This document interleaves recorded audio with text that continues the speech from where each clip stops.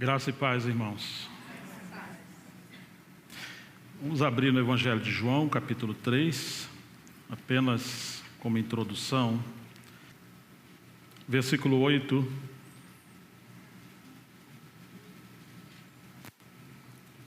O vento assopra onde quer, e ouves a sua voz, mas não sabes de onde vem, nem para onde vai.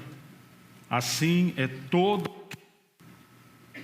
que é nascido do Espírito. Vamos orar ao Senhor. Pai, em nome de Jesus Cristo, nós estamos diante do Senhor, nós queremos nos prostrar diante de Ti. Rogamos a Ti, Senhor, que Tu sopre o vento do Teu Espírito sobre nós. Sopre a Tua palavra viva e a revelação do Teu Espírito. Queremos, ó Deus, que o Senhor possa nos avivar nesse tempo.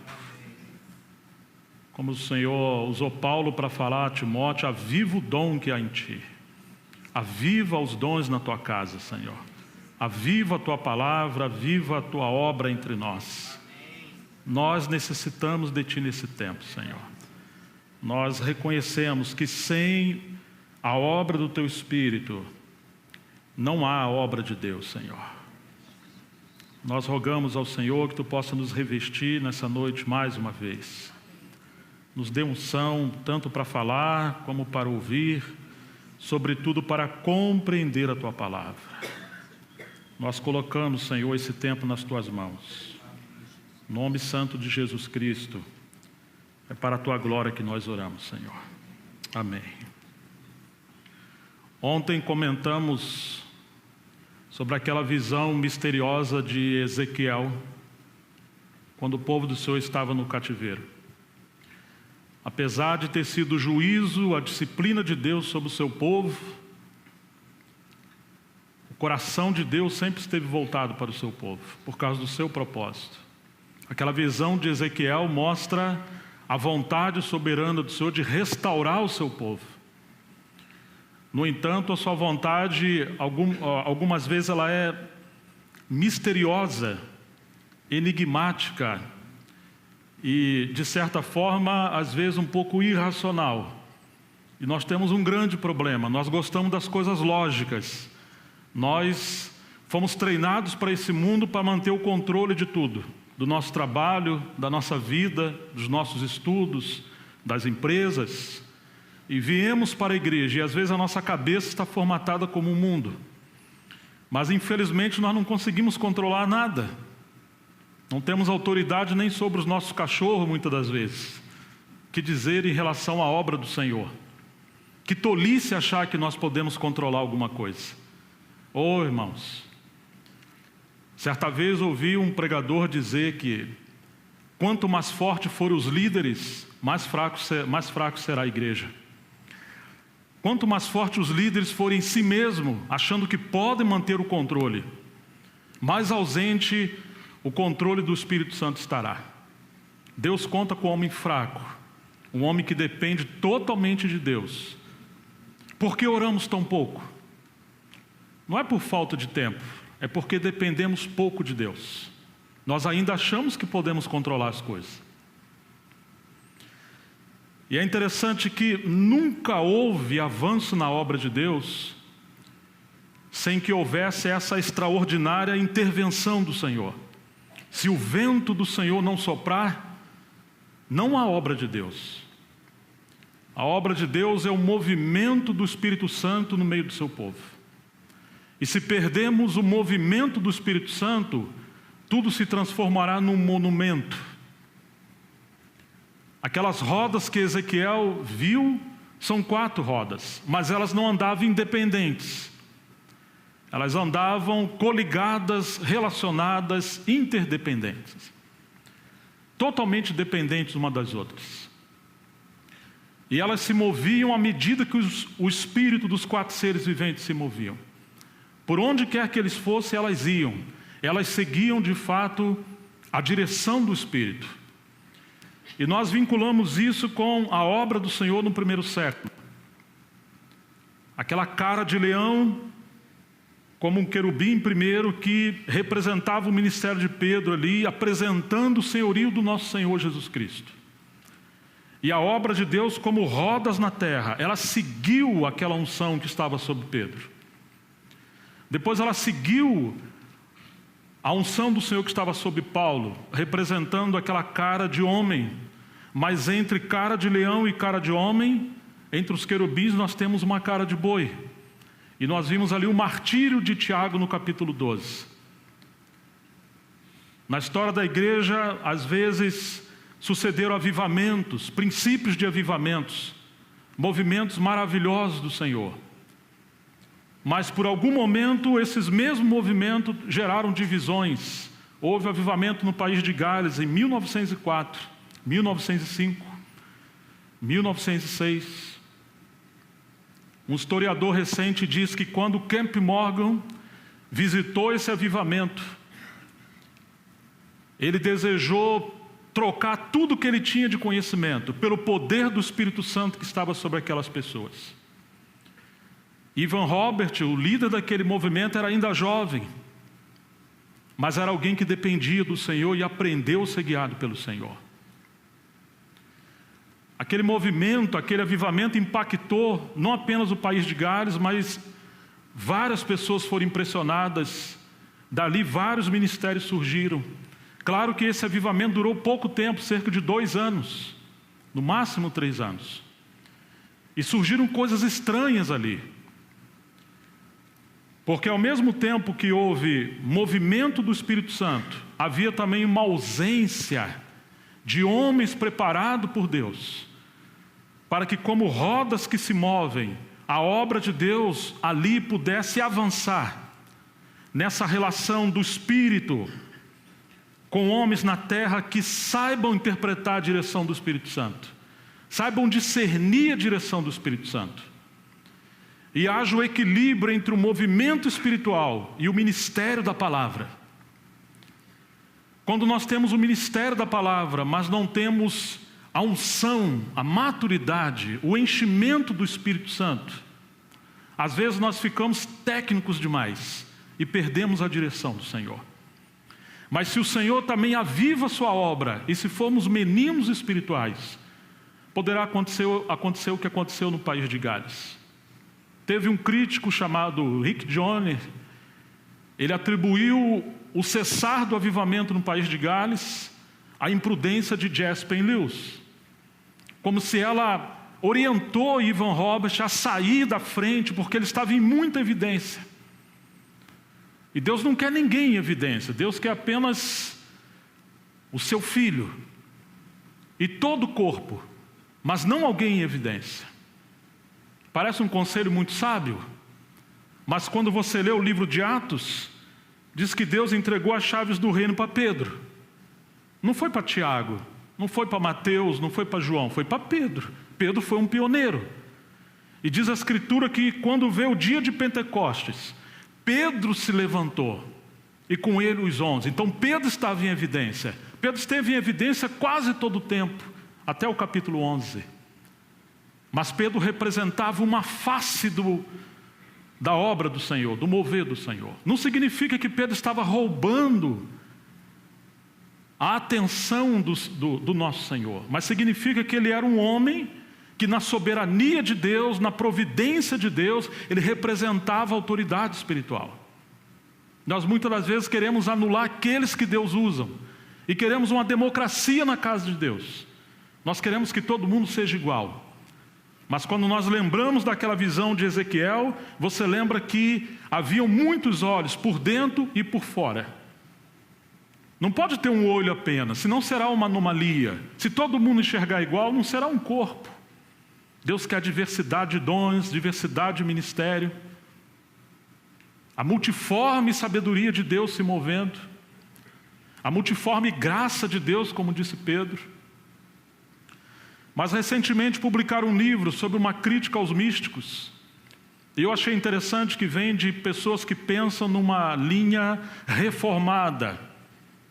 Alguns reformadores são cessacionistas, eles não creem no ministério do Espírito em relação a dons espirituais, a intervenções espirituais, como se isso cessou no primeiro século. E ele agindo como um jornalista, assim como existiu Flávio Joséfo, contando a história da ótica de um historiador, não da ótica de alguém que está no seio do avivamento, mas de alguém que está na periferia.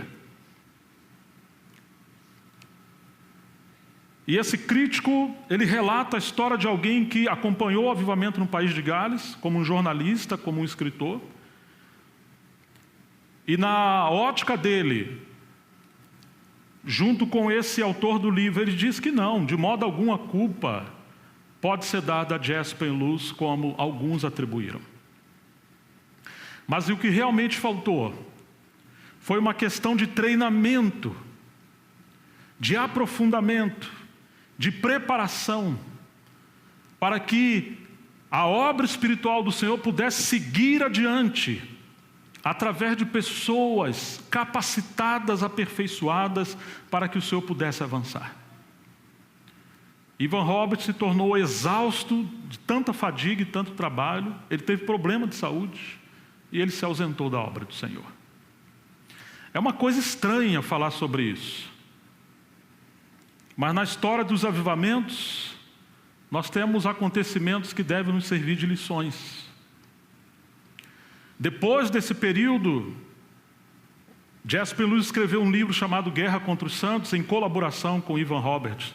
E ela comenta de experiências anormais, infiltrações de espíritos enganadores, simulando como se fossem dons espirituais. E essas coisas aconteceram porque ao extremo e ao desequilíbrio, as pessoas buscavam mais as experiências sobrenaturais do que conhecer o próprio Senhor. E coisas aconteceram que entram em contradição com as Escrituras. Que surpreendente que o inimigo está sempre querendo imitar a obra de Deus. Seja no movimento sobrenatural, ou seja também numa quietude, como os místicos do passado, quando essa quietude se torna uma introspecção, se torna um enclausuramento. Alguns dos petistas foram para as montanhas, foram para lugares isolados, eles foram cultivar uma vida interior, mas uma vida interior como aqueles discípulos que estavam no Monte da Transfiguração, em Mateus 17.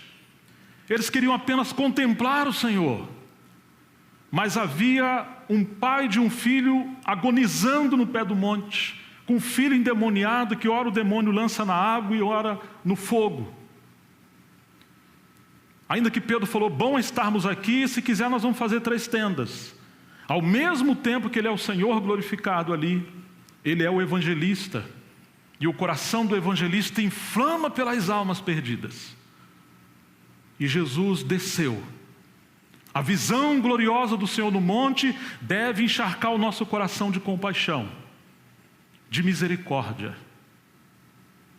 E descermos até os necessitados para pregar o evangelho, expulsar demônios, curar pessoas. O grande problema do movimento entre os místicos é que nós às vezes queremos ficar só contemplando. E pode acontecer o que os historiadores críticos falam, o engano da contemplação. Quando nos recolhemos apenas para dentro de casa e esquecemos da missão que nós temos em pregar o evangelho. Martin Lloyd-Jones, fazendo uma crítica às convenções de Keswick, ele falava desse problema de que a busca pela vida cristã num plano mais alto se tornou um fim em si mesmo. E corre o risco de ficar dando volta 10, 20, 30 e a vida inteira 30 anos em torno disso. E você perde o foco do propósito de Deus. E a obra de Deus cessa. Um movimento de santidade, de vida interior, uma espiritualidade, porém com um fim em si mesmo. Eu me recordo que certa vez viajei uns 600 quilômetros, Cheguei numa cidade que surgiram 12 pessoas, mais ou menos, com muita fome de conhecer o Senhor e querer caminhar. Numa base de comunhão de igreja como corpo. E eu me lembrei de alguém que participou de conferências, ouvindo o irmão Shen e outros irmãos, durante muitos anos. E eu entrei em contato com ele e fui visitá-lo. E levei 2 desses novos irmãos. E tivemos conversando. Ele me falou que estava estudando um livro durante 10 anos. Em inglês, em espanhol, em grego e outras línguas. Ele queria compartilhar sobre esse livro. Ele estava sendo o máximo possível cuidadoso, até perfeccionista. Eu fiquei admirado com isso. Mas eu falei para ele: irmão, eu não posso estar vindo aqui sempre. São 12, 15 pessoas, como cordeirinhos, eles estão famintos, são novos. Você poderia se aproximar e ajudar esses irmãos? E ele disse: irmão, o sentimento que eu tenho do Senhor é que eu não tenho liberdade para estar com os irmãos. A direção que eu tenho do Senhor é para estar eu com a minha casa, nós partimos o pão e de vez em quando nós estamos nas conferências. E eu saí com essa dor no coração de encontrar alguém com cheiro de livros velhos, mas que não tinha cheiro de ovelhas. Vocês me entendem, irmãos? Porque é uma santidade que afasta as pessoas de nós. É uma santidade que nos torna tão alto que não podemos descer até as pessoas. Como disse Antônio Gilberto, um escritor das Assembleias de Deus, quanto mais espirituais formos, mais humildes seremos. Os galhos mais carregados de frutos são os que mais se abaixam. Se a tua santidade, se a minha santidade, se a nossa espiritualidade está nos tornando mais como querubins, pessoas inacessíveis, e é uma espiritualidade desumanizada, nós perdemos o afeto, perdemos a dor, perdemos a compaixão. Se a nossa espiritualidade não pode permear as coisas mais simples da vida, da dor e da crise da vida humana, nós estamos sendo enganados, irmãos. Aquele que é Deus se fez homem, e Ele baixou as partes mais baixas, e Ele chorou, e Ele comeu, e Ele andou no meio de pecadores, inclusive de prostitutas, sem pecar. Mas a graça de Deus desceu ao ponto mais baixo que pudermos imaginar para poder levantar os homens a Deus. Às vezes não imaginamos, mas é possível que venhamos estar caindo em extremos. Por isso que o movimento do Senhor, como nós precisamos de equilíbrio, de graça e de misericórdia. Quando acharmos que estamos bem, que perigo há nisso aí, irmãos? Como nós precisamos clamar ao Senhor. E como precisamos de muitos olhos para aquilo que às vezes não estivermos vendo, outros poderão ver. E olhos por dentro e por fora, de todas as sortes, para ver um serviço e ministérios em multiplicação crescendo e sermos complementados pelo serviço de todos os santos. Ah, como nós necessitamos disso. Aquela pergunta que ontem eu mencionei, de Leonardo Ravenhill: por que tarda o pleno avivamento? Um homem que era companheiro de A.W. Tozer, indignado com a apostasia crescente nos Estados Unidos, onde as igrejas estavam lotadas de pessoas, mas cada vez menos havia realmente o conhecimento de Deus, e o mundanismo entrando. E ele chega à conclusão que o que tarda o pleno avivamento, entre outras coisas, é essa questão de falta de homens quebrados por Deus, onde as lideranças estão controlando o rebanho, controlando o ministério, e abortar o ministério do Espírito Santo. Como pode haver avivamento do Espírito, se aqueles que Deus colocou na frente não foram homens quebrados por Deus, cheios do Espírito Santo? De vez em quando faço perguntas ao Senhor. Por que que os que mais falam sobre a unidade da igreja são menos dados à comunhão ampla que expressa a unidade da igreja? Por que que no nosso tempo, os que mais falam de santidade e de espiritualidade, às vezes nos tornamos os mais arrogantes, insensíveis, intocáveis? Por que o sinônimo de autoridade não significa uma bacia com água e toalha nas mãos para lavar os pés dos irmãos, mas está sendo interpretada como liderança no sentido de controle? Por que se fala de um ministério coletivo e cada vez mais os homens seguem um ministério solo, uma carreira solo? Por que que às vezes aqueles que parecem ser os mais espirituais não reproduzem ministérios?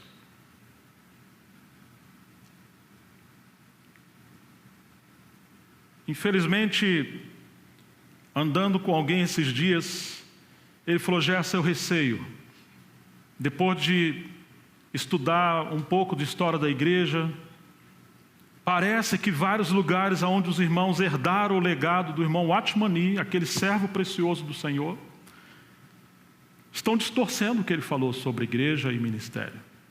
É possível que em muitos lugares tenha se tornado uma seita exclusivista, não no sentido de heresia, mas no sentido de comportamento. Por que se fecham tanto? Por que tem dificuldade para aceitar os demais? E eu fiquei ouvindo essas coisas. E que bom que temos pessoas que fazem críticas. Nós precisamos ouvir aqueles que falam coisas, inclusive contra nós, que pode ser que eles estejam certos. Certo alguém falou que, infelizmente, nós preferimos ser destruídos pelos elogios do que sermos salvos pelas críticas.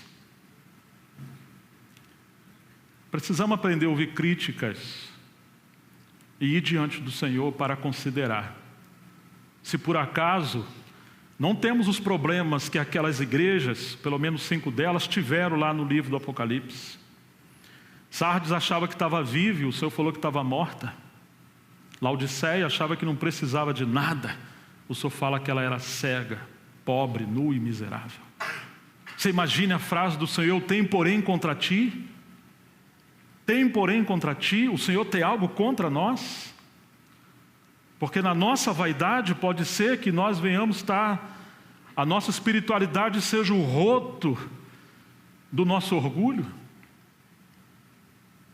Você imagina, irmãos, falamos tanto de maturidade. Será que o falar tanto de maturidade não significa que somos imaturos? Porque maturidade se expressa em humildade, serviço e multiplicação. Se um pai fica falando para o seu filho: eu sou o seu pai, hein? Presta atenção, eu sou o seu pai. Eu vou te ensinar como é que eu sou o seu pai. Ele está com crise de identidade. Ele só precisa dar a sua vida pelo seu filho, ser o modelo, o exemplo do seu filho. Se nós pudermos considerar no Novo Testamento um servo do Senhor que expressa maturidade, no lugar de falar de maturidade, alguém que viveu maturidade, e alguém que nos explicou maturidade, mas a sua vida é a encarnação da maturidade. Provavelmente nós vamos falar de Paulo, de João, e que bom que é assim. Mas eu gostaria de hoje falar de alguém que ficou nos bastidores, que ficou no anonimato para que outros pudessem crescer. Nós vamos tocar um pouquinho sobre Barnabé, para tentar ver um olho, apenas um, no meio de muitos olhos. E digamos que Barnabé para a gente hoje seria um ministério urgente para o nosso tempo, porque nós temos encontrado tantos outros aspectos de ministério, mas raramente se vê esse personagem, esse estigma de Barnabé. E nós vamos ficar impressionados porque Barnabé, de alguma forma, ele representa, entre aspas, a personificação do Espírito Santo. A natureza do Espírito Santo. O ministério do Espírito Santo.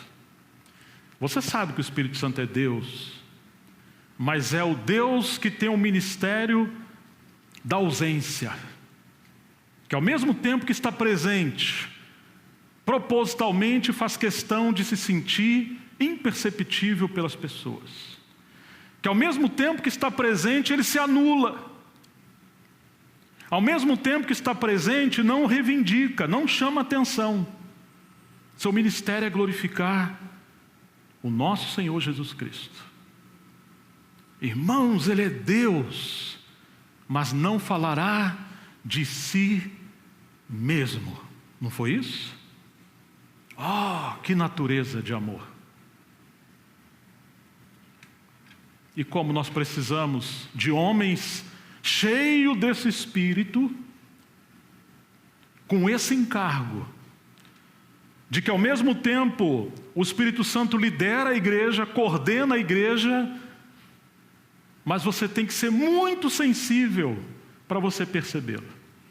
Ele não é tirano, ele não é controlador, ele é alguém nobre, ele é alguém que inspira, ele é alguém que faz questão de que todas as coisas nasçam da consciência da comunhão, da dependência de Deus, da inspiração espiritual. E nós vamos olhar um pouquinho no livro de Atos, vamos no capítulo 4, quando aparece a primeira vez a menção de Barnabé.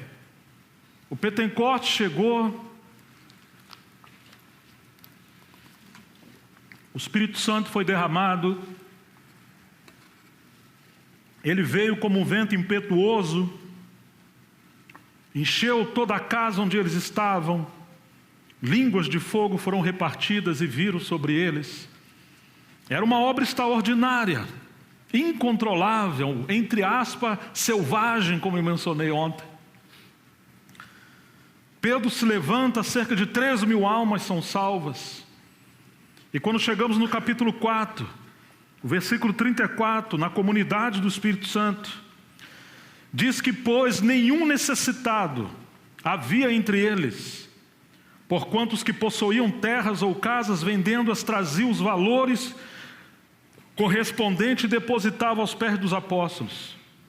Então se distribuía a qualquer um à medida que alguém tinha necessidade. José, a quem os apóstolos deram o sobrenome de Barnabé, que quer dizer filho de encorajamento, filho de consolação. Por favor, um parêntese aqui. Essa palavra consolação, exortação, ela vem da mesma raiz de Paracleto. O Espírito, a função do Espírito, o ajudador, o encorajador, aquele que auxilia, aquele que é suporte ao outro, aquele que consola. Deram um apelido para Barnabé, porque viram que Barnabé tinha essa atitude, tinha essa vida, uma vida de transbordar as evidências, as virtudes do Espírito Santo na vida dele. Filho da consolação. Ele era um levita natural de Chipre, como tivesse um campo vendendo, trouxe o preço e o depositou aos pés dos apóstolos. Ele fez algo desnecessário, porque no Velho Testamento um levita não poderia ter herança. O Senhor era a sua herança, o seu galardão. Mas ele, como levita, ele vendeu o seu campo. E ao fazer isso, Barnabé assumiu aquela expressão do Filho de Deus, que sendo rico, ele se fez pobre para que em sua pobreza pudesse enriquecer a muitos. Você está vendo que o enchimento do Espírito Santo em Barnabé está sendo manifestado por boas obras. Paulo falou a Tito que os nossos aprendam a serem evidenciados em boas obras para não serem frutíferos na fé. Muitas vezes somos infrutíferos na fé não porque falta doutrina, conhecimento, teologia, mas porque as entranhas do nosso coração estão fechadas. Quando nós deixamos de servir as pessoas, cuidar das pessoas, dar a vida pelas pessoas, repartir os nossos bens com as pessoas. Tiago falou assim: se você tem fé, você tem sabedoria, mostre então a sua sabedoria, a sua eloquência com obras, com mansidão, com boas obras. Nós temos um problema, irmãos, gravíssimo, que talvez praticamos 2%, se é que chegamos a isso, de todo o que conhecemos. Porque temos um equívoco no nosso estilo de ensino. Jesus nunca falava algo que não fosse voltado à praticidade. Ele fazia e ensinava. Seu método, sua didática era ensinar enquanto fazia, e ao ensinar fazendo, ele colocava as pessoas a praticar. Ele chamava os seus discípulos à prática. Seu ensinamento visava a praticidade, não o conhecimento. Se o que você prega, se o que eu prego, se o que nós ensinamos visa o conhecimento, nós estamos equivocados. Devemos visar conhecer a Deus, mas o nosso conhecimento de Deus ser manifestado em serviço, em obras, em cuidado. O amor edifica, o conhecimento faz o quê? Que disse Paulo em Coríntios? Ele encha. Mostre o seu conhecimento, a sua sabedoria em obras. Esse foi Barnabé, irmãos, filho da consolação. Quando chegamos no capítulo 9 de Atos, no versículo 26, Atos capítulo 9, versículo 26 ao 28, quando Paulo chegou a Jerusalém, depois que o Senhor o encontra no caminho de Damasco, ele tentou se reunir com os discípulos, mas todos estavam com medo dele, não acreditando que fosse realmente um discípulo. Então o que aconteceu? Barnabé o levou aos apóstolos, irmãos, e lhe contou como no caminho Saulo vira ao Senhor, que lhe falara, e como em Damasco ele havia pregado corajosamente em nome de Jesus. E assim Saulo ficou com eles e andava com liberdade em Jerusalém, pregando corajosamente em nome do Senhor. Você está vendo o que Barnabé está fazendo? Barnabé não está preocupado com ele. Barnabé está olhando, percebendo a obra de Deus na vida de outras pessoas, buscando outras pessoas, intercedendo por outras pessoas. Ele é o intercessor de Paulo. Ele foi o mediador de Paulo aos apóstolos em Jerusalém. A igreja não queria receber Paulo. Paulo perseguiu a igreja. Barnabé tinha credibilidade. Oh, irmãos, quantas vezes o Senhor está fazendo obras na vida de pessoas, nós não temos percepção espiritual para ver. Sabe por quê, irmãos? De alguma forma, nós temos seguido um estilo de espiritualidade centrada em nós e não no outro. O Espírito Santo nunca está centrado nele, ele está centrado no outro. Se você estiver cheio do Espírito Santo, se ocupará muito menos com você, estará mais ocupado com o outro, com os outros, com ele, nunca com você. Essa consciência de si e não do outro é prova de pobreza espiritual e não de natureza do Cordeiro e nem do Espírito. Aí está Barnabé, um intercessor, um mediador, um observador. Será que nós temos observado o Senhor trabalhando na vida de pessoas? Aqui está Paulo, um jovem ainda, um jovem chamado por Deus. E Barnabé intercedeu por ele. Às vezes tem pessoas aí isoladas, marginalizadas, estigmatizadas, contar histórias negativas sobre elas.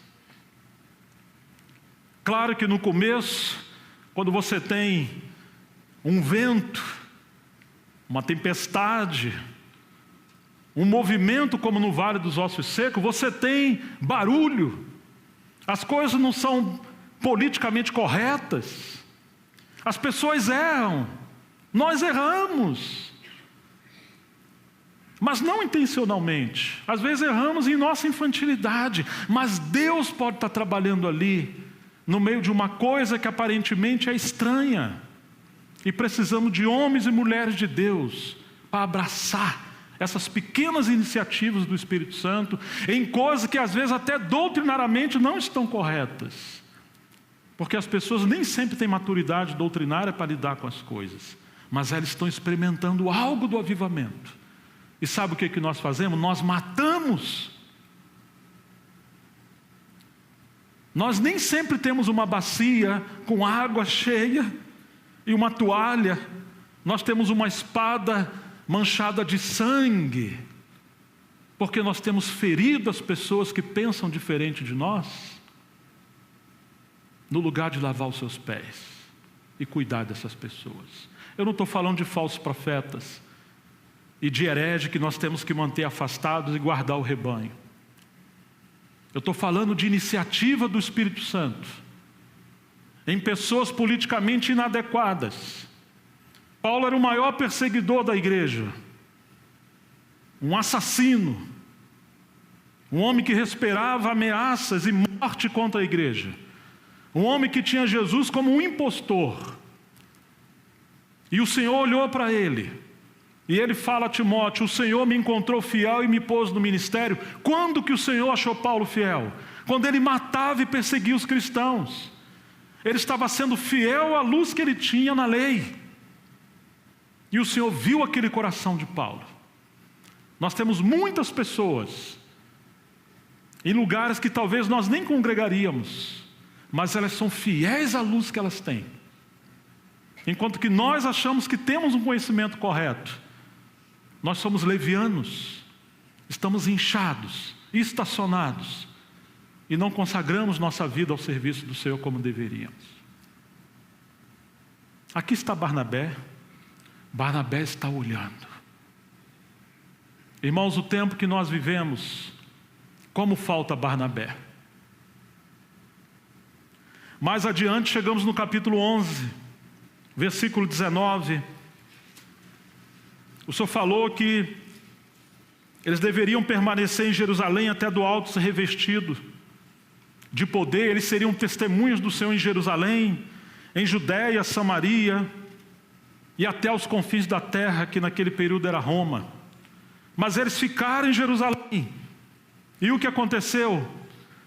Eles ficaram como aqueles animais e aquelas aves trancafiadas nas suas jaulas.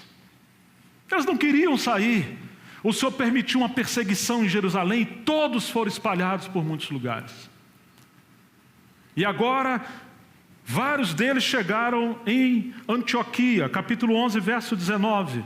Então os que foram dispersos por causa da tribulação que sobreveio a Estevão, se espalharam até a Fenícia, Chipre e Antioquia, mas não anunciando a ninguém a palavra, senão somente aos judeus. Alguns deles, porém, que eram de Chipre e de Cirene, e que foram até Antioquia, falavam também aos gregos, anunciando-lhes o evangelho do Senhor Jesus. A mão do Senhor estava com eles, e muitos, crendo, se converteram ao Senhor.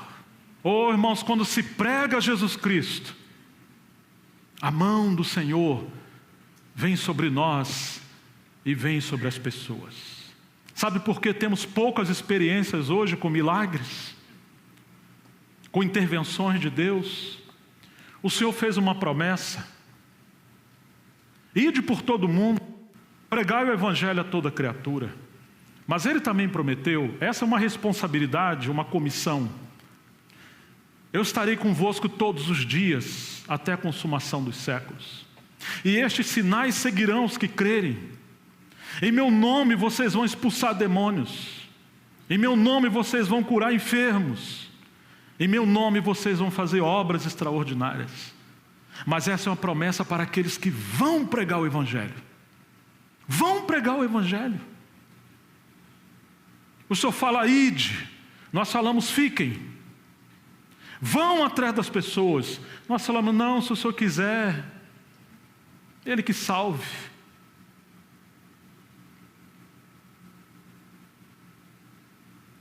Nós temos experimentado tão pouco do Senhor, irmãos. Nós preferimos os melhores lugares para nos sentirmos bem. A igreja não é um lugar para você se sentir bem. O C.S. Lewis falou, se você estiver procurando uma religião que você se sinta bem, eu não recomendo o cristianismo para você. Precisamos do vento do Espírito, soprando. Você controla o vento? Alguém controla o vento? A Dilma falou que poderia, né? Talvez controlar o vento. Ninguém controla o vento, ainda mais impetuoso. Ah, irmãos, mas às vezes nós estamos impedindo o fluir do Senhor. Como Ele vai poder operar entre nós se nós não crermos? Quantas pessoas escreveram livros provando o cessacionismo? Quantas pessoas publicaram recentemente um livro, John MacArthur, falando do fogo estranho, diminuindo a questão do mover soberano do Senhor. É uma forma de tentar, digamos, guardar o rebanho do que é chamado neopentecostalismo, que de fato foi um exagero, e não devemos abraçar isso. Ah, irmão, mas o Pentecostes foi uma obra de Deus. Graças a Deus que um sucessor do Martin Lloyd Jones, o Martin Lloyd Jones foi o homem no século XX que provavelmente, entre outros, falou mais de avivamento. Avivamento foi a chama no coração do Jones, um mestre expositor da palavra, um puritano. Alguns chamam ele de o último dos puritanos, quase aquele filme O Último dos Moicanos. Mas ele corrigiu John Owen, um mestre cessacionista. E Lloyd Jones trabalhou tanto nessa questão, mesmo sendo um reformado, a necessidade de voltar ao ministério do Espírito, de desejar os avivamentos, de desejar a obra soberana do Senhor.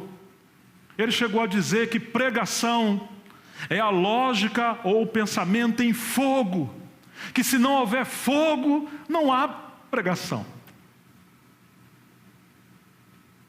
Depois dele, se levantou um outro irmão, Ken Duff, parece que é o nome dele, eu não estou muito seguro agora. E ele escreveu um livro para trazer um equilíbrio a John MacArthur. Lembra que tem muitos olhos e tem 4 rodas. E nós precisamos de vários olhos. No lugar de fogo estranho, ele escreveu um livro chamado Fogo Santo. O fogo do Espírito, que desde o princípio vem lá queimando. Por onde ele encontra lugares onde pessoas estão desesperadas, não estão satisfeitos em estar com o bumbum sentado todo final de semana, ouvindo o sermão, mas eles querem ser incendiados pelo poder de Deus. Eles querem servir a Deus. Eles querem ser tochas vivas na mão do Senhor. E ele fala das evidências da obra de Deus ao longo dos tempos, com esse fogo. Irmãos, quando nós olhamos para Barnabé, é um homem cheio do Espírito Santo. Mas um homem onde a sua espiritualidade, ela é manifestada não com tempestades, mas com serviço, com humildade, com encorajamento, em cuidar de pessoas. Diz as Escrituras que a mão do Senhor Jesus era com eles, porque eles pregaram o Evangelho. Às vezes falamos assim, irmão, mas eu não sou um evangelista. Mas Paulo falou para Timóteo, faça a obra de um evangelista. Você precisa ser um evangelista para carregar folhetos dentro da sua bolsa? Eu tenho 4 mulheres lá em casa, tá? Acho que eu tenho alguma autoridade para falar disso. Bolsa de mulher, irmãos, é um labirinto, é uma coisa muito enigmática. Às vezes, faltando 10 minutos para chegar em casa, eu falo, Miriam, por favor, começa a procurar a chave. Tem vezes que é meia hora que eu falo, né? E mesmo assim, às vezes não encontra, a gente tem que falar na varanda lá, você acha tudo ali dentro. Irmãos, nós temos um folheto dentro das bolsas. Varões, vocês têm uns folhetos dentro do carro? Você lê a história da igreja, e as pessoas no passado entendiam que um folheto é uma semente do Evangelho. Muitas pessoas foram salvas lendo um folhetinho. Você não precisa ser um evangelista por ministério para dar um folheto para as pessoas. Certa vez o Atmani, ele vendo que tinha uma reunião de manhã e uma reunião à noite, uma no período da ceia, e as pessoas estavam acostumadas com a pregação, com sermões no domingo, falou, nós vamos acabar com essa reunião. Com uma delas. Nós vamos para a rua pegar o Evangelho. E ele mobilizou todo mundo, não obrigou, mas mobilizou para irem pelas ruas. Houve um período que distribuíam cerca de 3.000 folhetos por dia. E as pessoas iam passando pelas casas, pelos bairros, dando folhetos, falando de Jesus e convidando as pessoas para um culto à noite. Essa reunião era de pregação do Evangelho. Você imagina isso, irmãos? No lugar de ficar sentadinho, como aqueles animalinhos, acostumados com a comidinha na boca. Abra as jaulas, para de dar comida. O povo está intoxicado com conhecimento. Vamos tocar, o evangelista precisa tacar fogo nas nossas cadeiras às vezes, para a gente sair e voltar a esse fogo do Espírito de paixão pelas almas. Você lê a história de Moody, você vai encontrar um homem ardendo por paixão pelas almas. E você vai encontrar quantas pessoas foram alcançadas por ele. Muitos não eram evangelistas, mas se tornaram cooperadores dos evangelistas. Quando você encontra Barnabé, Barnabé também envolveu no evangelismo. Não parece que ele é um evangelista, mas ele está ardendo de paixão pelo Senhor e pelas almas. As pessoas se converteram. Quando chegamos no verso 22, a notícia a respeito deles chegou aos ouvidos da igreja que estava em Jerusalém. Enviaram para lá, quem que eles enviaram? Barnabé. Ô irmão, você está vendo que a notícia dessas coisas chegou aos ouvidos da igreja que estava em Jerusalém? A igreja tem ouvidos, mas se a liderança da igreja estiver só envolvida com negócios, e a reunião do presbitério é só uma reunião administrativa, e não há intercessão e oração, e não há homem cheio do Espírito Santo, como que nós vamos ouvir o clamor do Espírito Santo? Como que nós vamos ver a obra de Deus se espalhando em outros lugares? A igreja ouviu. E quem eles enviaram para lá? O filho da consolação. Não enviaram o filho do trovão, os filhos do trovão. Quando começa o mover de Deus novo no lugar, precisamos de Barnabé. Os filhos do trovão quiseram mandar fogo do céu e fazer um genocídio em Samaria. Eles não percebiam que Deus tinha uma obra no porvir em Samaria. Há irmãos que chegam no lugar e eles não fazem isso aqui. Olha o que aconteceu, irmãos. Tendo Barnabé chegado, o que Barnabé viu, irmãos? O que diz sua Bíblia? Ele viu os defeitos. Será que não tinha? Claro que tinha. Mas o que Barnabé viu? A graça de Deus. Irmãos, será que temos visto a graça de Deus? Nós encontramos irmãos, falamos, os irmãos lá, coitado, está numa situação muito difícil. E ali, em outras palavras, estamos inchados. Barnabé viu a graça de Deus, e quando Barnabé viu, diz que ele se alegrou. Oh, irmãos, alegria. Alegria. Alegria é uma evidência do Espírito Santo. Faz parte do fruto do Espírito Santo. O livro de Hebreus diz que o Senhor ungiu o Filho com óleo de alegria, mais do que os seus companheiros. O reino de Deus não consiste em palavras. Consiste em quê? O que Paulo falou?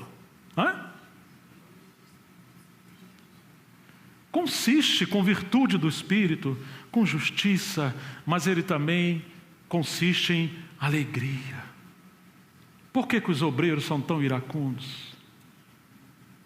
Por que às vezes olhamos, parece que há olho crítico? Por que falta tanta misericórdia e compaixão? Por que falta abraço entre nós, irmãos? Se Jesus tocava nas pessoas. Hoje me convém comer em sua casa, Zaqueu. Jesus era alguém que frequentava a cozinha de todo mundo. Ele era humano, ele era gente. Alegria. Nós somos um povo triste. Você já viu como é que nós cantamos os nossos hinos? Parece que nós estamos num cemitério, parece um velório. Onde está a alegria? Oh, irmãos, precisamos considerar essas coisas. Eu não estou falando de empolgação. Eu estou falando de alegria que vem do alto. Ele ficou alegre. E ele exortava a todos a que com firmeza de coração permanecessem no Senhor. Porque Barnabé era um homem bom, cheio de bondade e cheio do Espírito Santo. Muito interessante que a palavra no grego para ser cheio aqui é algo que vem de dentro para fora, é um estado. Não é simplesmente um revestimento que veio sobre ele, ainda que ele era alguém revestido do Espírito. Não é simplesmente uma experiência carismática que ele teve, mas era um estado de transbordamento. A natureza do Espírito. Um homem amadurecido. Um homem não cheio de ego e de si, mas um homem cheio do Espírito. E além de ser cheio do Espírito, ele era cheio de fé. Barnabé tinha fé que a obra ia crescer, que a obra ia avançar. Oh, irmãos, como nós precisamos de homem cheio do Espírito e homem cheio de fé, porque às vezes nós cremos mais na tragédia do que crermos nas intervenções de Deus. Às vezes somos mais como aqueles 10 espias que quando entraram na terra prometida, eles viram os gigantes, os adversários, e alarmaram com incredulidade o povo de Deus. Mas eles não ressaltaram por fé as promessas de Deus. Temos ministrado medo no povo de Deus. Eu me lembro de uma época onde os jovens viravam as noites orando, jejuando. E às vezes, hoje, o Senhor fala, cuidado que isso é muito perigoso. Não leia o livro O Intercessor, de Norman Grubb. É um livro perigoso. Você pode perder o controle. Cuidado com as biografias, especialmente as biografias de homens que eram mais pentecostais do que reformados e calvinistas. Cuidado com esses homens. Nós injetamos medo. Às vezes nossos jovens estão na televisão virando noite. São corintianos. São tantas outras coisas. Dormi na casa de um irmão, você dormiu bem? Eu falei, acho que eu tive uns pesadelos, para todo lado que eu olhei só vi coisa do Corinthians. E eu falei, você não leu na Bíblia que os corintianos sempre deram problema? E a Bíblia fala sede santos? Mas foi só uma anedota. Mas às vezes nós preferimos nossos jovens assim, irmãos. Eu tenho encorajado os mais jovens a lerem biografias e resumir biografias. Especialmente marcar quando Deus começou a trabalhar na vida das pessoas. O Christian Shen fala da sua experiência com 14 anos, quando Teoshin Sparks foi para a China. Teoshin Sparks foi alcançado pelo Senhor quando alguns irmãos pregavam o evangelho publicamente. E ele passando foi capturado.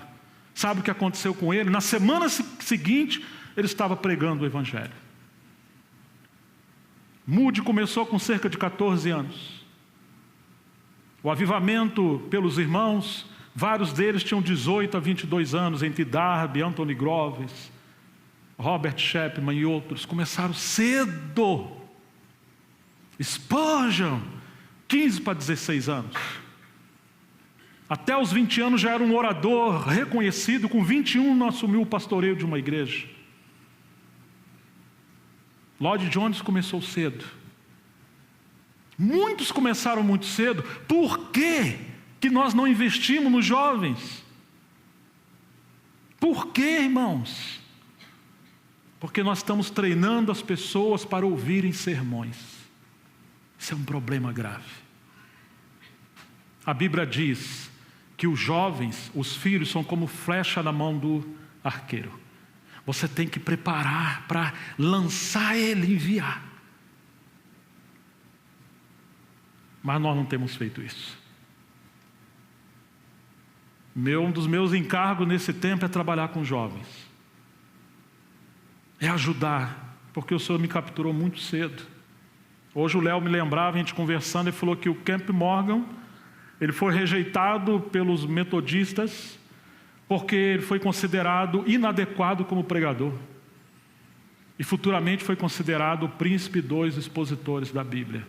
Faltou um Barnabé com olho espiritual para ver que Deus tinha um chamado para aquele homem. Irmãos, olha Barnabé. Ele investiu em Saulo, ainda jovem. Um homem cheio do Espírito Santo. E diz as Escrituras que muita gente, o final do verso 23, se uniu ao Senhor. Chegamos no verso 25, o que Barnabé fez? Ele ficou ali. O que ele fez? Barnabé partiu. Onde ele foi? Ele foi a Tarso, à procura de Saulo. Alguns acreditam que poderia durar cerca de 6 meses essa viagem, ou um pouco menos. Barnabé praticava o ministério da ausência. Ele não tinha aquela ostentação. O que será os irmãos se a gente sair e viajar? Se ausentar? Não, Barnabé foi. Barnabé se sentiu incompleto. E ele reconheceu o ministério em Saulo. E agora ele buscou complementação ministerial. Quantos dos obreiros hoje estão buscando isso, irmãos? Serem complementados por outro. Enriquecer a obra de Deus com ministérios, não igual o nosso. Nós estamos andando como se fosse robôs, todo mundo igualzinho, falando igualzinho, orando igualzinho, pregando igualzinho. Nós devemos crer em unidade com diversidade, mas não unidade uniformizada. Isso é coisa de militarismo. Essa imitação de espiritualidade e comportamento de ministério. Não. Rodas, 4 seres viventes, muitos olhos. Há variedade de dons, variedades, mas o Espírito é o mesmo. Há vários ministérios, mas o Senhor é o mesmo. Há várias operações, mas é o mesmo Deus que opera tudo em todos. Multiforme sabedoria, multiforme graça. Mas hoje nós queremos ter uma linha só. E isso pode representar vaidade, nós estamos estreitando o caminho do Senhor, irmãos. Foi buscar Saulo. E quando achou Saulo, levou ele para Antioquia. E por todo um ano se reuniram naquela igreja e ensinaram numerosa multidão. E em Antioquia foram os discípulos pela primeira vez chamados cristãos. Alguns dizem que isso é uma oposição. Outros já acham que é um louvor porque eles passaram a ser semelhantes a Jesus. Isso é uma questão de interpretação. Quem era Barnabé, irmãos? Barnabé é um homem que busca complementação ministerial.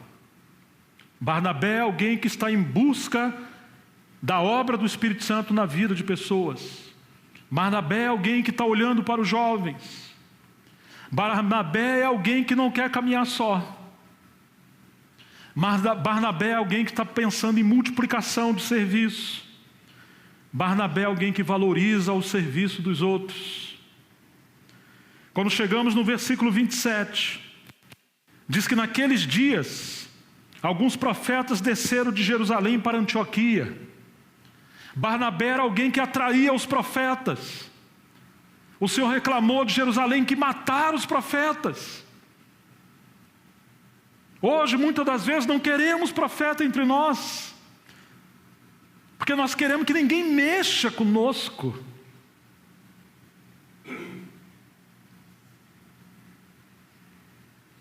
Será que os profetas podem chegar até a nossa assembleia?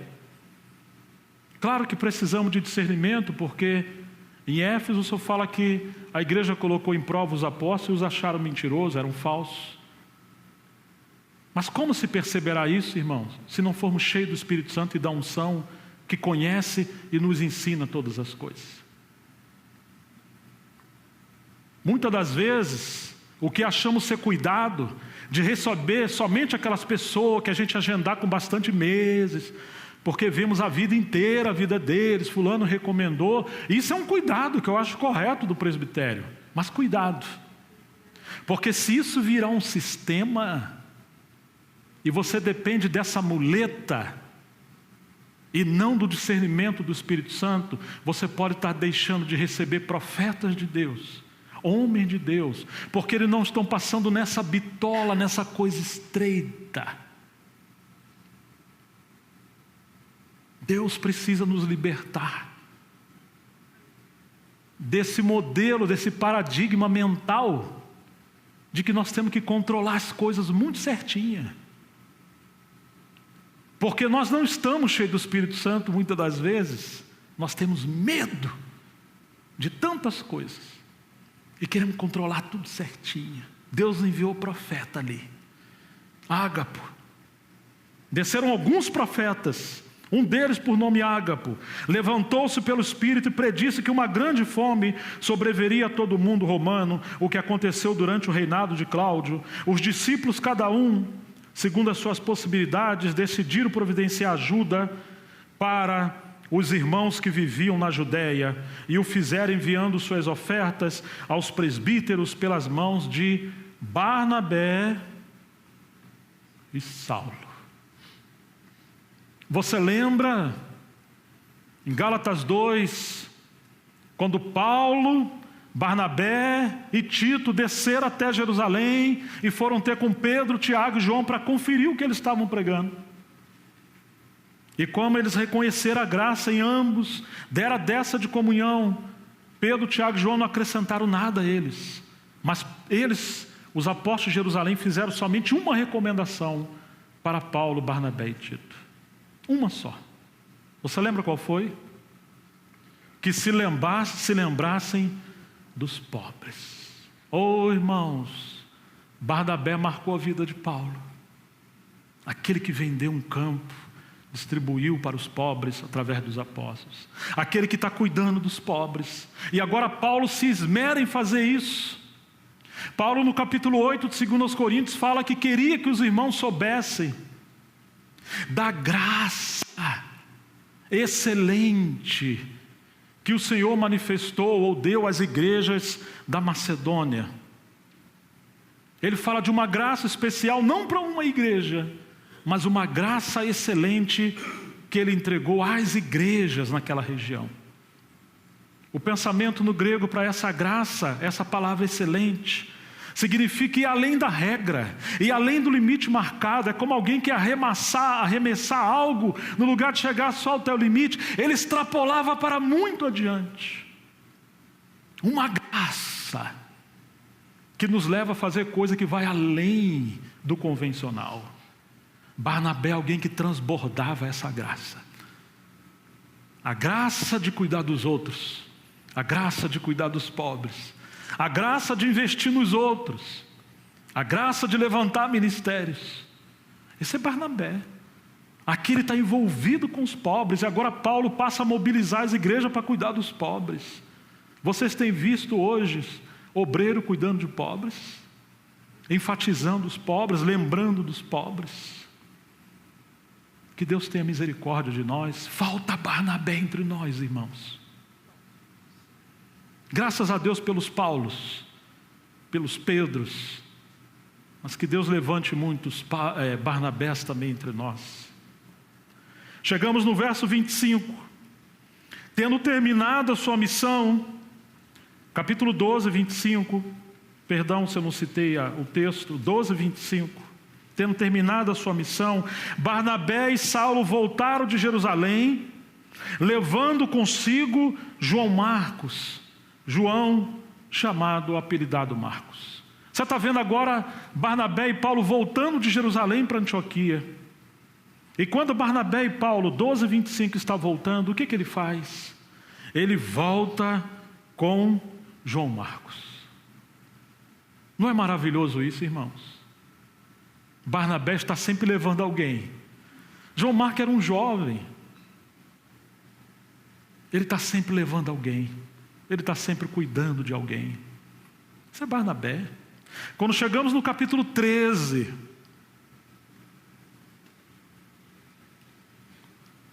na igreja de Antioquia, que estava em Antioquia,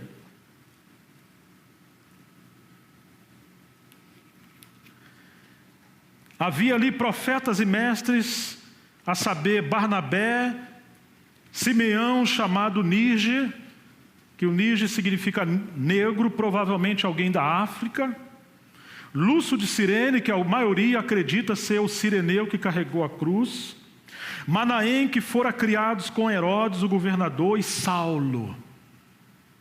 Irmãos, aonde estiver Barnabé,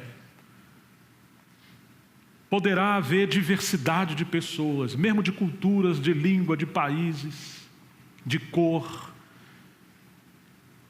de diferenças de classe social e intelectual. Porque um homem cheio do Espírito Santo consegue encontrar a graça, o dom do Espírito Santo na vida das pessoas, por mais diferentes que elas sejam.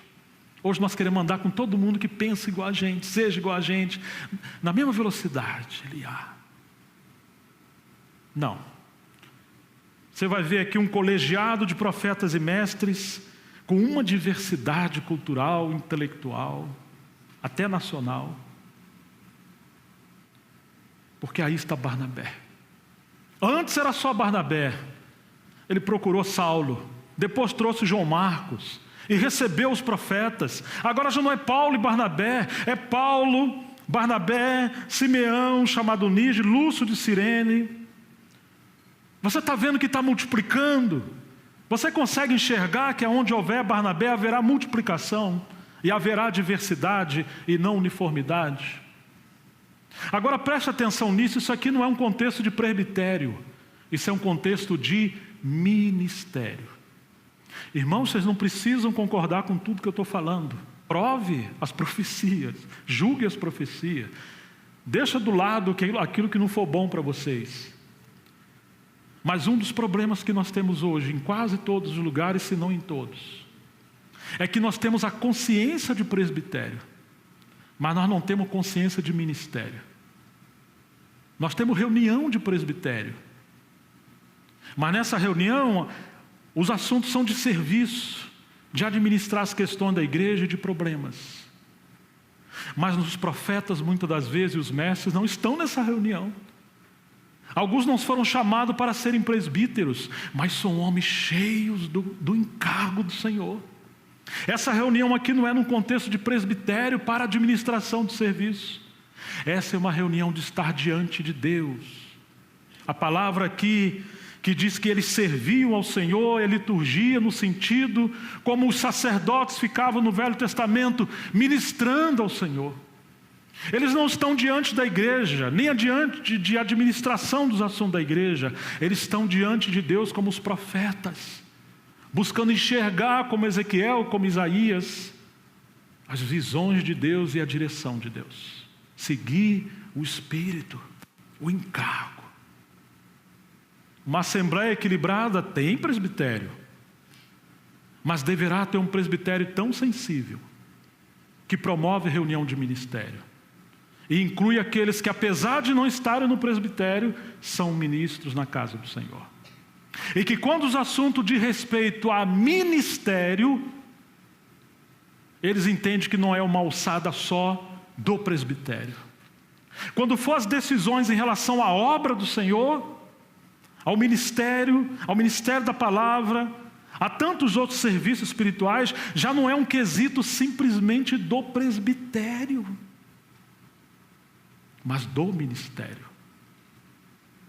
Nem todos que têm ministério estarão no presbitério, mas todos que estiverem no presbitério deverão ter ministério. Às vezes pensamos que aqueles que administram bem uma empresa serão bons presbíteros na igreja, e não é assim. Porque o primeiro e maior requisito para um bom presbítero é a espiritualidade. Um homem cheio do Espírito. E as demais coisas, claro, que vão compor um presbítero. Mas se tivermos todas as coisas e não tiver espiritualidade, nós começamos a administrar as coisas de uma forma muito técnica. E perdemos. Quando o mover do Espírito quiser avançar, quando houver a migração espiritual, nós vamos ficar como aqueles pássaros nas jaulas. E não vamos seguir o mover do Senhor. As rodas estão se enferrujando, porque falta ministério espiritual e profético na casa do Senhor. Irmãos, será que vocês estão me entendendo, irmãos? Sabe quando o Espírito Santo desceu no Pentecostes? E aqueles homens acharam que eles estavam embriagados. Sendo ainda 9 horas da manhã, Pedro se levantou e falou assim: varões, irmãos, esses homens não estão embriagados sendo agora 9 horas da manhã. Não. Isso aí que vocês estão vendo é o cumprimento do que Joel falou, que acontecerá dos últimos dias, que derramarei do meu Espírito sobre toda a carne. E ele falou que haveriam visões e profecias. O que Pedro está falando, irmãos? Pedro, pelo Espírito profético, ele está dizendo que aquele fenômeno que está acontecendo ali é o cumprimento da palavra profética que foi falado lá atrás. Quando temos ministério profético na casa do Senhor, há um discernimento espiritual do tempo, dos movimentos, das necessidades da assembleia, da obra de Deus, e se começa a interpretar fenômenos na casa do Senhor e na história do povo de Deus com a palavra profética das Escrituras. Isso é aquilo. Mas se nós não tivermos Atos 13 ministrando ao Senhor, mestres e profetas andando juntos, nós não vamos poder relacionar o tempo da palavra de Deus na nossa história e discernir os acontecimentos espirituais. Você lembra de Daniel? Daniel está debruçado no livro de Jeremias e ele entendeu que o tempo da profecia que Jeremias profetizou chegou. E o que ele fez? Cumprindo os 70 anos. Bom, se Deus quiser, ele faça alguma coisa. Não! Ele foi um intercessor e ele vinculou a intercessão com a palavra profética. E quando se une intercessão com a palavra profética, desencadeia o poder de Deus nos céus. Há uma potestade maligna querendo impedir a obra de Deus, uma nuvem de cegueira espiritual, de que ainda que doutrinariamente estejamos corretos, nós estejamos fora do tempo do Espírito. O inimigo quer nos manter politicamente certinho, mas inúteis, fracos. Ele foi o maior teólogo, e ainda é. Que adianta a nossa teologia sem a direção de Deus? Daniel intercedeu, e você lembra que houve uma batalha espiritual, porque os príncipes do reino da Pérsia veio e impediu os enviados do Senhor. Daniel ficou em jejum por 21 dias. Aquela batalha terrível. Porque os 4 seres viventes estavam se movendo. Mas Satanás não quer que as rodas se movam na terra. Deus estava vinculando o mover do Espírito com homens na terra que discerniam o Espírito. Para a glória de Deus poder voltar à casa de Deus e o povo voltar para Jerusalém. Daniel permaneceu fiel. Hoje nós precisamos do ministério de intercessão na igreja. Você não encontrou o Senhor ensinando ninguém a pregar, mas você viu o Senhor ensinando a eles a como orar. O Andrew Murray, que experimentou avivamentos na África do Sul, ele dizia que se alguém quer ser útil na igreja, ensina a igreja a orar. Você fará um grande serviço, mas você não terá um grande serviço se você não ensinar a igreja a orar e a buscar essa vinculação espiritual. Irmãos, Atos 13 tem tanto para falar conosco, que faltaria-nos tempo. Quando nesse ambiente eles estavam, diz que enquanto eles estavam jejuando e orando, disse o Espírito Santo. Será que o Espírito Santo tem um ambiente para falar conosco, irmãos? Ou será que estão tão distantes e que quando estamos juntos só trocamos problemas e... Parece que esse ambiente era uma oficina da palavra, onde eles estão cavando juntos. Já não é a palavra de um homem, mas é uma consciência do Espírito Santo numa comunhão de mestres e profetas. E eles agora estão tocando no rema, na direção do Espírito Santo para eles. O Senhor mandou separar 2 entre eles, e eles foram enviados. Barnabé e Paulo. Quando chegamos no verso 5, para a gente ganhar tempo, diz que João Marcos acompanhava eles como auxiliar. O Espírito Santo enviou Barnabé e Paulo, mas sabe o que Barnabé fez? Levou João Marcos. Você está vendo isso? Barnabé está sempre levando alguém. Diz que João Marcos era auxiliar. A palavra no original significa aquele que carrega peso, aquele que era como um remador da embarcação. Ele representava força para colaborar com o outro. Ele não está na linha de frente, mas ele está colaborando. Será que os mais novos, será que nós queremos colaborar com outros? Às vezes queremos ter o nosso serviço, mas nós estamos dispostos também a colaborar com outros. Quando chegamos no versículo 13 do capítulo 13, Lucas, o historiador, diz que de Pafos, Paulo e seus companheiros navegaram para Perge da Panfilha, e João Marcos deixou ali e voltou para Jerusalém. A gente está sempre vendo que João Marcos voltou, capítulo 13, verso 13. Mas onde está Barnabé nesse episódio? E partindo de Pafos, Paulo e os que estavam com ele chegaram a Perge da Panfilha, mas João Marcos, apartando-se, voltou para Jerusalém. Nós olhamos esse versículo e falamos, puxa, João Marcos voltou para Jerusalém. Mas espera aí, tem uma outra coisa aqui. Lê de novo esse versículo. Paulo e os que estavam com ele, ou Paulo e os seus companheiros. Eu pergunto a vocês, aonde está Barnabé aí? Deus enviou Barnabé e Paulo. Está certo? Onde está Barnabé? Barnabé está aí.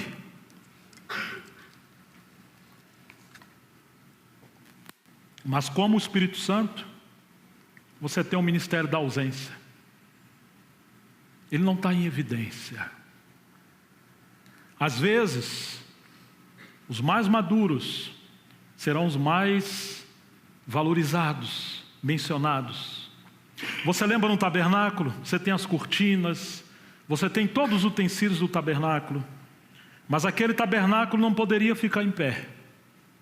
se não tivesse as estacas enterradas no chão. Quanto mais os servos e as servas do Senhor vão crescendo, eles vão sendo enterrados.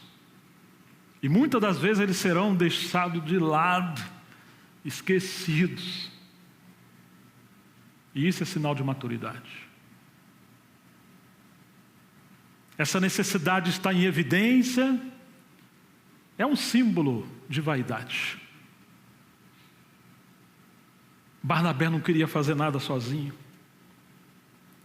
Quando chegamos um pouco mais adiante, nós vamos ver o Espírito de Cristo em Barnabé, no capítulo 13, verso 42. Vamos no verso 46, que diz assim: mas Paulo e Barnabé, usando de ousadia. O capítulo 14, verso 1, é 13 e 46, irmãos. O capítulo 14, verso 1. E aconteceu que em Icônio entraram junto na sinagoga dos judeus e falaram de tal modo que creu uma grande multidão, não só dos judeus, mas também de gregos. O que eu quero chamar a atenção é que, na relação que Lucas coloca, o nome de Barnabé e Saulo mudou a ordem. E agora passou a ser chamado Paulo e Barnabé. Antes era Barnabé e Paulo, mas agora passou a ser chamado de Paulo e Barnabé. 43? Obrigado, irmão. 13:43, é isso mesmo. E despedida a sinagoga, muitos dos judeus e dos prosélitos religiosos seguiram Paulo e Barnabé. E o versículo 46, mas Paulo e Barnabé. Você está vendo agora que gradativamente Paulo está sendo colocado na frente e Barnabé está sendo deixado, digamos, numa ordem em segundo lugar. Irmãos, isso para Barnabé não era problema nenhum. Ele era o filho da consolação. Ele era alguém que está sempre preocupado em que outros seguissem adiante. Chegamos no capítulo 14, aí sim no versículo 23 em diante, diz as Escrituras que eles então promoveram presbíteros ou anciãos nas assembleias onde eles passaram pregando e trabalhando. Mas diz que eles estavam em jejum e oração. Atos 14, 23. Novamente você está encontrando multiplicação. Às vezes as assembleias passam tanto tempo e raramente encontramos anciãos. E às vezes encontramos anciãos, mas aqueles anciãos não se multiplicam. Barnabé estava sempre multiplicando e reconhecendo a obra do Espírito Santo na vida das pessoas. Um pouco mais adiante, o capítulo 14, versículo 26. E dali navegaram para Antioquia, de onde haviam sido encomendados à graça de Deus para a obra que já haviam cumprido. Chegando ali, reuniram a igreja e relataram tudo quanto Deus tinha feito por meio deles e como abrir a porta da fé aos gentios. Você agora está vendo Barnabé e Paulo voltando. E eles não têm a igreja como um hotel. O hotel você chega, não presta conta a ninguém, você se hospeda, ninguém sabe de onde veio e nem para onde você vai. Mas Barnabé tinha a igreja como a assembleia, a sua família e a comunidade do Espírito Santo. E ele relatava. Quando você vê Barnabé e Paulo em Jerusalém, eles relatavam as coisas que Deus fazia. Irmãos, os primeiros obreiros contavam história, falavam das coisas que Deus fazia. Hoje, se alguém contar o que Deus fez, é tido como alguém talvez que está chamando atenção para si, está ficando vaidoso.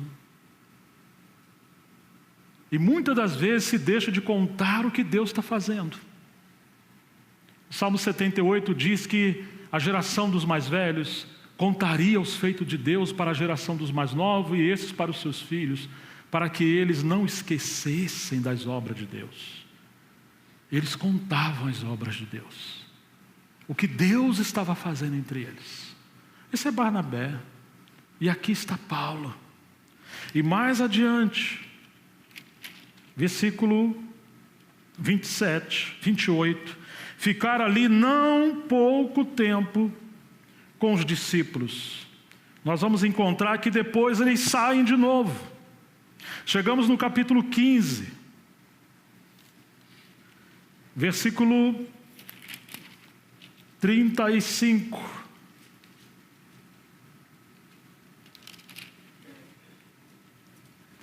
E Paulo e Barnabé ficaram em Antioquia, ensinando e pregando. O que diz sua Bíblia aí, irmãos?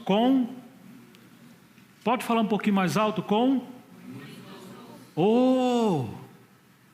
Primeira Barnabé vai atrás de Saulo. Saulo e Barnabé. Depois você tem profetas vindo de Jerusalém para Antioquia. Depois Barnabé e Saulo vão levar uma oferta aos pobres da Judéia. Quando ele volta, ele traz João Marcos. Aí no capítulo 13, nós temos 5 servindo ao Senhor no ministério, entre profetas e mestres. Agora eles são enviados. Vai João Marcos juntos. Mas agora eles vão e voltam, e agora estão ali de novo. E quando nós encontramos eles pregando a palavra, diz que eles estavam pregando a palavra com muitos, não é poucos, muitos outros. Por favor, guarde isso, irmãos. Muitos outros. Multiplicação. Investir numa geração dos mais novos. Às vezes gostamos de uma conferência que um irmão só fale. Bastante mensagem, né? Quando nós olhamos Barnabé, você tem multiplicação. Vários irmãos servindo. E onde Barnabé estiver, a obra do Senhor estará se multiplicando. Chegamos no verso 36, infelizmente temos a separação de Paulo e Barnabé. E alguns dias depois, verso 36, disse Paulo a Barnabé: tornemos a visitar os nossos irmãos por todas as cidades em que já anunciamos a palavra do Senhor, para ver como estão. E Barnabé aconselhava que tomasse consigo João, chamado Marcos. Mas a Paulo parecia razoável que não tomasse consigo aquele que desde a Panfilha se tinha apartado deles e não os acompanhou naquela obra. E tal contenda houve entre eles, que se apartaram um do outro. Barnabé, levando consigo a Marcos, navegou para o seu lugar de origem, Chipre. E Paulo, tendo escolhido a Silas, partiu, encomendado pelos irmãos, a graça de Deus, e passou pela Síria e Cilícia, confirmando as igrejas. Aqui nós temos uma história não agradável, que o Espírito Santo poderia ter ocultado, mas na história do povo de Deus tem várias situações desagradáveis que o Espírito Santo não ocultou, para a gente aprender lições com isso. Quase sempre, muitos pensam que Barnabé se tornou um dissidente, ele deixou a linha do Espírito e se apartou, tanto que Paulo foi enviado pela bênção ou encomendado a graça de Deus pela igreja. Barnabé não foi encomendado. E não se vê mais falar de Barnabé no livro de Atos. Ora, será que é isso mesmo? Talvez, na nossa infantilidade, na nossa ingenuidade do servir ao Senhor, podemos acreditar sim. Mas à medida que você vai avançando, na medida que você vai considerando, na medida que você vai conhecendo a Deus, você começa a ver as coisas talvez um pouco mais diferentes. Nós não precisamos ser dogmáticos nisso. Mas pense numa coisa: Barnabé veio antes de Paulo. Barnabé que introduziu Paulo. Barnabé que foi enviado a Antioquia e não Paulo. Barnabé que era o mais velho. Barnabé que tinha o respeito dos apóstolos em Jerusalém, não Paulo primeiramente. Barnabé poderia ter segurado as rédeas da obra de Deus. Mas o sinal de maturidade foi quando Barnabé abriu mão de tudo. Não fortaleceu uma posição para não criar divisão, no sentido de segurar a obra de Deus, mas ele se anulou e preferiu que a obra ali avançasse com Paulo. Ele representando o enchimento do Espírito Santo. Por acaso não é assim que o Espírito Santo faz, irmãos? Ele se humilha, ele se ausenta, ainda estando presente, porque ele é Deus, para que a obra de Deus possa avançar. Eu selecionei umas frases. Eu estou chegando ao fim da minha mensagem, desculpe por tomar mais tempo dos irmãos. Dietrich Bonhoeffer falou o seguinte: a causa de Deus nem sempre é de sucesso. Nós realmente podemos ser, entre aspas, mal sucedidos, e coloca entre colchetes, como Barnabé, que foi mal sucedido, entre aspas, e ainda assim estarmos no caminho certo. Percebeu o que ele está falando? Aparentemente você está sendo mal sucedido, mas você pode estar no caminho certo, porque a obra de Deus nem sempre é de sucesso. Um místico, no período de Madame Guyon, François Fénelon, ou Fénelon como é conhecido, ele disse assim: felizes os que se entregam a Deus, eles são libertados da reprovação alheia e da infidelidade e inconstância dos amigos. Nós sempre carecemos da aprovação dos homens, das pessoas, dos mais velhos, de quem quer que seja. E temos medo de receber crítica. Mas esse irmão, o Fénelon, ele diz que é feliz quando você se entrega num nível tão grande de abandono a Deus, que você já não tem mais medo da crítica, da sentença das pessoas. E você também não vai se escandalizar mais com a reprovação alheia e da infidelidade e inconstância dos amigos. Às vezes os amigos são inconstantes. O companheirismo precede a obra, mas Paulo avançou com a obra sem Barnabé. E devemos considerar esse caminho de Barnabé. Muitas das vezes as redes da obra de Deus estão rompendo, porque poucos obreiros conhecem esse espírito de Barnabé. Muito interessante que o irmão Tozer, no final da sua vida, tem um livro dele muito bom chamado Vida Crucificada. Ele conta, o biógrafo dele no prefácio conta que um dia ele leu essa obra de Fénelon, e a vida dele mudou extraordinariamente. Ele não emprestava esse livro a ninguém. E no período da vida do Tozer, ele andou sozinho. Ele conversando com Lloyd Jones, ele disse: parece que eu nunca mais vou estar em igreja nenhuma, ou em conferência nenhuma, ou não ser convidado. As pessoas já não queriam ouvir tanto Tozer, né, irmãos? Não é fácil ouvir Tozer, a não ser se de fato queremos conhecer esse aspecto mais profundo da obra do Senhor. E ele escreveu um artigo chamado Os Santos Precisam Aprender a Andar Sozinho. As pessoas que se rendem diante da divina presença e têm uma experiência interior, não será compreendida essa pessoa.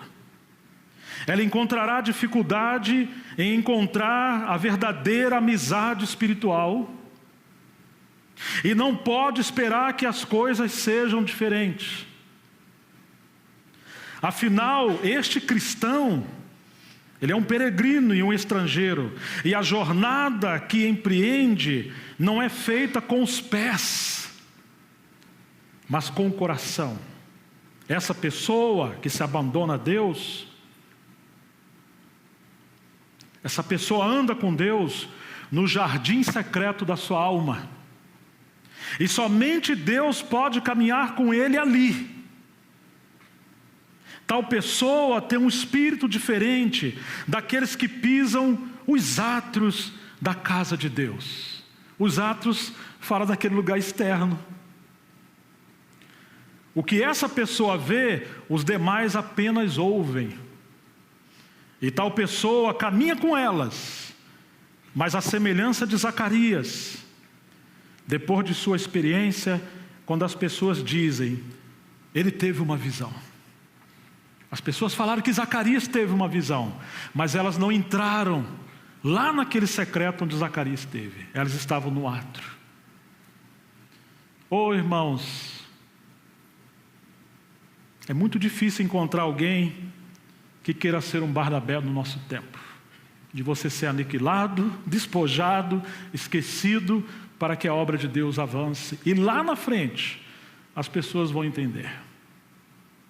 Chegando ao fim, Paulo, na sua velhice, em 2 Timóteo 4,11, ele cita para Timóteo: só Lucas está comigo, traga Marcos com você, porque ele me é útil para o ministério.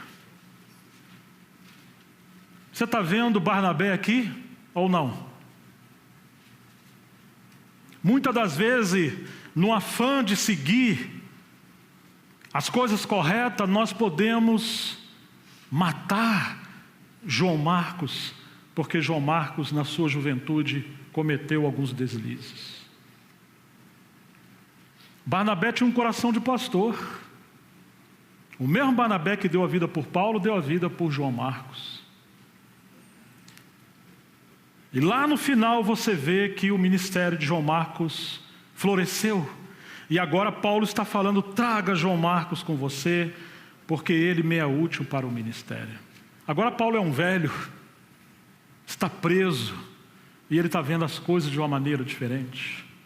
É muito interessante que quando chega no estágio final de Paulo, em 2 Timóteo 2, verso 2, Paulo vai falar: seu Timóteo, o que você ouviu de mim, diante de muitas testemunhas, isso mesmo você confia a homens fiéis e idôneos, para que eles possam transmitir a outros. Em outras palavras, não faça tudo sozinho. No primeiro período do ministério de Paulo, corria tanto fundando igrejas. No segundo período de Paulo, trabalhou formando presbitérios. Mas no final da vida de Paulo, você encontra Paulo investindo em Timóteo, mais ainda em Tito, escrevendo para Filemão, escrevendo as cartas pastorais. E agora ele está falando de gerações. O que você ouviu, uma geração, de mim, uma geração dos mais velhos, entre muitas testemunhas, olha aí uma outra geração, confia a homens fiéis e idôneos, mais uma geração, para que esses, não você, ensine a outros. Não faça tudo sozinho, multiplique. Quando estamos no final, ou quando vemos os homens de Deus no final, você tem essa paternidade, essa unção de paternidade, gemendo por querer ajudar os irmãos mais novos e querer ver a obra de Deus multiplicando. Paulo aprendeu isso aí também de Barnabé, penso eu, que influenciou a vida dele. Em Colossenses 4,10, não precisam ler: Aristarco, meu companheiro de prisão, envia-lhe saudações, bem como Marcos, primo de Barnabé. Vocês receberam instrução a respeito de Marcos, e se ele for visitá-los, rejeite ele não, por favor. Faça isso não. Ele tem olhos que nós não temos. Ele é diferente. Receba ele. Ele floresceu. Em Filemão 1:24, assim também estão comigo, e assim também ali há as saudações, como também Marcos, Aristarco, Demas e Lucas, meus cooperadores. Aí está Marcos. E não somente isso, Marcos coopera com Pedro. Marcos escreve um evangelho. Marcos relata coisas que nenhum outro dos evangelistas relatou no seu evangelho. Marcos se tornou um homem de Deus, porque Barnabé sacrificou, de certo modo, a sua carreira e investiu em Marcos. Irmãos, eu termino aqui.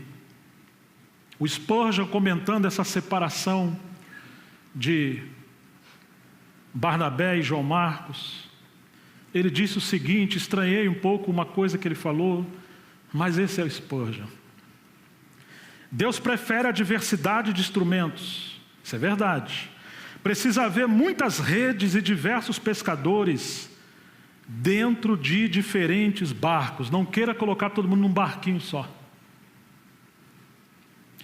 Até onde podemos ver, sempre haverá um Paulo e um Barnabé, pessoas que de alguma forma não poderão caminhar juntas. Ai, ai, ai. Porque Spurgeon muitas vezes fugiu do politicamente correto, porque as pessoas queriam amarrar Spurgeon. E Spurgeon tinha um ministério como um vulcão em erupção. Ele era tempestuoso, ainda que era um homem pregador da palavra e reformado. Declaro-me abertamente advogado e grande apreciador desse tipo de coisa, quando obreiros se separam para que a obra de Deus se multiplique. Você já pensou nisso? Em outras palavras, se você pegar uma planta pequena que tem um potencial grande, e ela estiver debaixo de uma planta muito grande, uma árvore, a luz do sol não chega na pequena, tem sempre uma sombra. Ela vai crescer atrofiada e às vezes não cresce. O Spurgeon está falando, tem hora que vai ser necessário, ou inevitável, e a gente precisa aprender a como lidar com essas coisas. O povo de Deus, digo eu, nunca pode ter fixação nos líderes. Quando há fixação, se houver crises entre obreiros, haverá crises na obra de Deus, nas igrejas de Deus. Não tenha fixação nem preferência ministerial. Eu pesquisei bastante sobre o futuro de Barnabé depois da separação. Irmãos, eu tive acesso a muitos livros. Não encontrei quase nada. Eu procurei os historiadores, os mestres, os historiadores do presente tempo. Eu procurei Flávio José. Justo Gonzalez fala alguma coisa. Mas, irmãos, há divergência de opiniões sobre o martírio de Barnabé, porque quase ninguém falou de Barnabé. Barnabé é um ministério abandonado, esquecido, neutralizado. Frank Ferreira, que escreveu um livro recente, chamado Servo de Deus, a espiritualidade e teologia na história da igreja, ele só falou isso aqui. Ele tem um livro de biografias pequenas de cerca de 42 movimentos ao homem de Deus, maravilhoso. Mas não fala nada de Barnabé, uma frase. Barnabé foi apedrejado até a morte pelos judeus em Salônica, na Grécia, e acabou. Você encontra livros tentando defender quem é o autor de Hebreus, sendo que o Espírito Santo não relatou quem é o autor de Hebreus. Por que as pessoas gastam tanto tempo para ressaltar uma coisa que o Espírito Santo quis manter escondido? Mas Barnabé, por que não falaram de Barnabé? Por que você não encontra livros sobre Barnabé? Eu encontrei um livro sobre Barnabé agora em português, por esses dias. Oh, irmãos, e eu termino. Você está investindo em alguém como Barnabé? Você está disposto a praticar o ministério da ausência para servir e promover outros? Como igreja, estamos trabalhando para multiplicar ministérios. A liderança tem uma base de profetas e mestres ministrando ao Senhor, para que o Espírito Santo possa avançar. Irmãos, que Deus nos ajude nesses dias. Mas se esperamos que vai haver avivamento, se esperamos que não sejamos apenas uma assembleia ou uma obra que defende uma ortodoxia, que defende um pensamento, que defende uma linha, que tem um conhecimento elevado, mas que fica estagnada nisso aí. Se esperamos que sejamos um povo usado por Deus, precisamos não apenas falar de maturidade, de vida interior, de santidade, de liderança, dos mistérios sobre Cristo. Mais do que isso, nós precisamos querer ser filhos da consolação e viver na prática essas realidades espirituais que tanto estão na nossa cabeça, mas precisam ser encarnadas em nosso coração e em nossa alma. E que o Senhor possa multiplicar muitos entre nós. Barnabé é um ministério urgente para o nosso tempo. Que Deus nos abençoe. Pai, em nome de Jesus, que dizer acerca dessas coisas? Que nós realmente possamos ser cheios do Espírito, como fora Barnabé, para que a nossa vida também se reflita em expressões de serviço, de humildade, de cuidado, pelos irmãos mais novos, por pessoas ao nosso redor, por servir pessoas que muitas das vezes estão marginalizadas, esquecidas, abandonadas. Livra-nos das fixações ministeriais. Livra-nos de ser um povo sedentário acostumado a ouvir sermões. Leva-nos a ser um povo inflamado pelo Teu Espírito. Senhor, não nos permita ser rodas enferrujadas, porque estamos tão sistemáticos, mas despidos de verdadeira unção. Ah, Senhor, abre os nossos olhos, para que quando o vento do Teu Espírito soprar, para quando for o momento de migrar de estações espirituais, possamos, como Barnabé, nos mover, e ir atrás de pessoas, e investir em pessoas. Oh Deus, e servir. Ah, Senhor, livra dessa necessidade de estar em evidência, e leva-nos a esse ministério da ausência. Quantas vezes a igreja cresce quando obreiros estão ausentes? Ah, Senhor, quantos dons se manifestam quando os obreiros estão ausentes? Quantas vezes a presença dos mais velhos inibe os mais novos, mas ajuda que os mais velhos sejam Barnabés, que dão suporte e levante os mais novos. Nós te pedimos, Senhor, que sejamos filhos da consolação, que o Senhor aviva a Tua obra entre nós nesses dias, no nome de Jesus, para a Tua glória. Amém.